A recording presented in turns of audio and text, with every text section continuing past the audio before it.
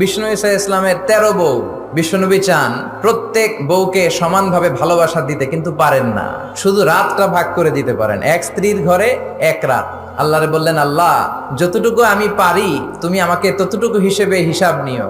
ভালোবাসা বন্টনের ক্ষেত্রে ওইটার সাধ্য ক্ষমতা আমার নাই। আয়েশার প্রতি আমার মন এমনি বেশি ঝুঁকে যায়, ওইটার জন্য কিয়ামতের দিন আমারে প্রশ্ন করো না, কোন সুবহানাল্লাহ। এজন্য ভালোবাসাটা অন্তরের বিষয়, অন্তর থেকে আসে। এই ভালোবাসা কিয়ামত পর্যন্ত জারি থাক, আমরা পড়ি আমিন। মা আয়েশা পায়েস খেতে খেতে সাউদার গালে পায়েস মেখেছে। বিশ্বনবীর বউ সাউদা কেঁদে কেঁদে বলে, ও নবী দেখেন আপনার একমাত্র কুমারী বউ আয়েশা পায়েস খেতে খেতে রাগের মাথায় আমার গালেও পায়েস মেখেছে। কি মেখেছে? পাশাকোটে কি পায়েস চিনেন? না সিন্নি চিনেন? নাকি সেমাই?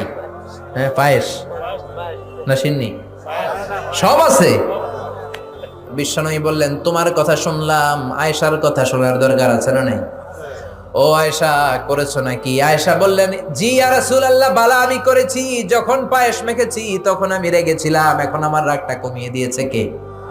এখন আমি বুঝতে পেরেছি কাজটা করা ঠিক হয় নাই। দুইজনের কথা শুনলেন। এবার বিশ্বনবী বললেন, আমার বিচার হলো কিসাস, বাদী বিবাদী দুইজনের কথা শুনলাম, এবার জাজমেন্ট, রায়। আমার বিধান হলো সমান সমান। কিসাস মানে সমান সমান। আপনি গুতা মারলে আমিও গুতা, আপনি ল্যাং মারলে আমিও ল্যাং, আপনি কোপ দিলে আমারও কোপ, আছে না নাই?